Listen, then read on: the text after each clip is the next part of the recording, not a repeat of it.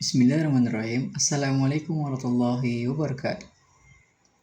Perkenalkan, saya Badr Salam, saya dan mahasiswa Universitas Kasksia dengan NIM 2310308065. Alhamdulillah rabbil alamin wa kafa bina sa'ala kulli umuri dunya waddin.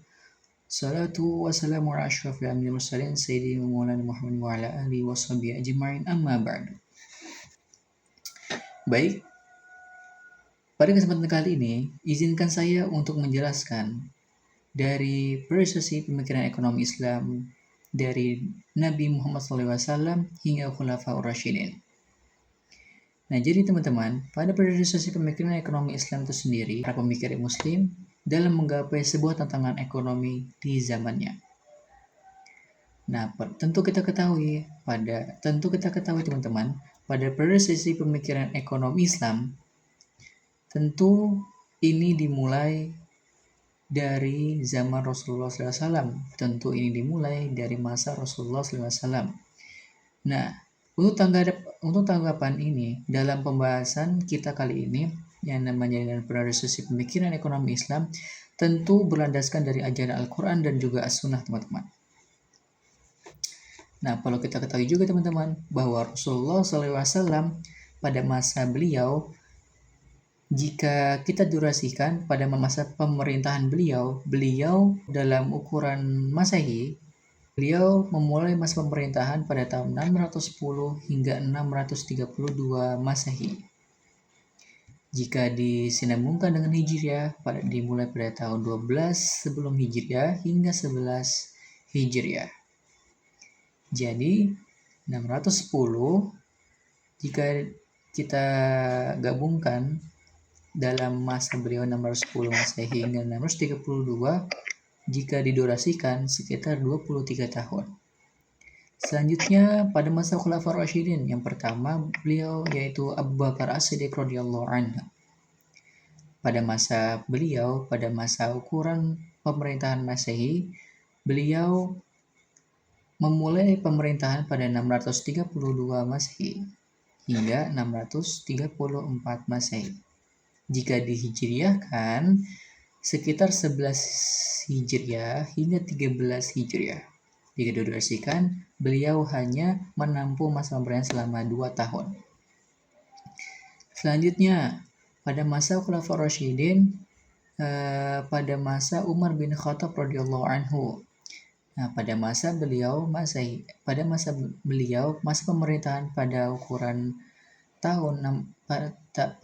tahun Masehi, Umar bin Khattab radhiyallahu anhu ini memulai pada tahun 634 Masehi hingga 644 Masehi. Jika dihijriahkan sekitar dimulai pemerintahan beliau pada tahun 13 hingga 24 Hijriah. Jika kita durasikan sekitar 10 tahun. Selanjutnya ada juga Utsman bin Affan radhiyallahu anhu. Nah, pada masa Utsman bin Affan radhiyallahu anhu, jika di Masehi, masa pemerintahan di tahun Masehi, beliau memulai pada tahun 614 Masehi hingga 656 Masehi. Nah, jika dihijriahkan, beliau memulai masa pemerintahan pada tahun 24 hingga 36 Hijriah. Jadi jika didurasikan, Utsman bin Affan radhiyallahu anhu, itu kita masuk ke periodisasi Abu Bakar As-Siddiq, yang dimana beliau adalah Khalifah Awal. Nah, jadi pada periodisasi pemikiran ekonomi Islam pada masa Khulafaur Rasyidin, yaitu Abu Bakar. Pada kesempatan kali ini, izinkan saya untuk menjelaskan dari periodisasi pemikiran ekonomi Islam dari Nabi Muhammad SAW hingga Khulafaur Rasyidin. Nah, jadi teman-teman, pada periodisasi pemikiran ekonomi Islam itu sendiri merupakan sebuah buah pikir para pemikir Muslim dalam menggapai sebuah tantangan ekonomi di zamannya. Nah, tentu kita ketahui teman-teman, pada periodisasi pemikiran ekonomi Islam, tentu ini dimulai dari. Nah, selanjutnya kita masuk ke periodisasi Abu Bakar As-Siddiq radhiyallahu anhu. pada tahun 632 hingga 634 Masehi. Nah, pada proses Abu Bakar As-Siddiq radhiyallahu anhu, beliau berfokus dalam keuangan publik, di mana pada saat itu, pada masa beliau sangat menekankan teman-teman, sangat menekankan bahwa zakat itu harus digunakan. Jadi teman-teman, pada proses Abu Bakar As-Siddiq radhiyallahu anhu ini, pada tahun 632 hingga 634 Masehi, nah beliau pada masa ini umat muslim ataupun non-muslim sangat diwajibkan seorang muslim diwajibkan untuk melakukan zakat. Nah, kenapa diwajibkan untuk melakukan zakat? Karena pada masa beliau zakat ini dijadikan sebagai sumber keuangan negara.